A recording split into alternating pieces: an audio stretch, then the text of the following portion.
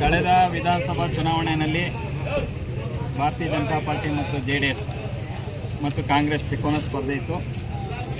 ಆದರೂ ಸಹ BJP ಮತ್ತು JDS ಈ ವರ್ಷ ಸಂಯುಕ್ತವಾಗಿ ಮೈತ್ರಿ ಅಭ್ಯರ್ಥಿಯಾಗಿ ಸ್ಪರ್ಧಿಸ್ತಕ್ಕಂಥ ಸುಧಾಕರ್ ಅವರು ಮಾಡಿರ್ತಕ್ಕಂಥ ಸೇವೆಗಳು, ಆರೋಗ್ಯ ಕ್ಷೇತ್ರದಲ್ಲಿ ಸಲ್ಲಿಸ್ತಕ್ಕಂಥ ಸೇವೆ ಇಂದು ಕರ್ನಾಟಕ ಮಾದರಿಯಾಗಿತ್ತು. ಕರೋನಾ ಸಂದರ್ಭದಲ್ಲಿ ಇಡೀ ವಿಶ್ವಕ್ಕೆ ಮಾದರಿಯಾಗಿತ್ತು. ಅದರಲ್ಲೂ ಭಾರತದಲ್ಲಿ ಮೋದಿಯವರ ವ್ಯಾಕ್ಸಿನ್ ಕಾರ್ಯಕ್ರಮ ಮತ್ತು ದೇಶದ ಜನರ ರಕ್ಷಣೆಗೆ ಅವರು ತೆಗೆದುಕೊಂಡ ನಿರ್ಧಾರಗಳು ಮತ್ತು ಈ ದೇಶವನ್ನು ಸಂರಕ್ಷಿಸಿದ ರೀತಿ ಮತ್ತು ಈ ದೇಶವನ್ನು ಬಲಿಷ್ಠಗೊಳಿಸಿದ ರೀತಿ, ವಿಶ್ವದಲ್ಲಿ 5ನೇ ಸ್ಥಾನಕ್ಕೇರಿಸಿದ ರೀತಿ ಇವೆಲ್ಲವೂ ಸಾಮಾನ್ಯರಲ್ಲಿ ಅಚ್ಚೊತ್ತಿದೆ.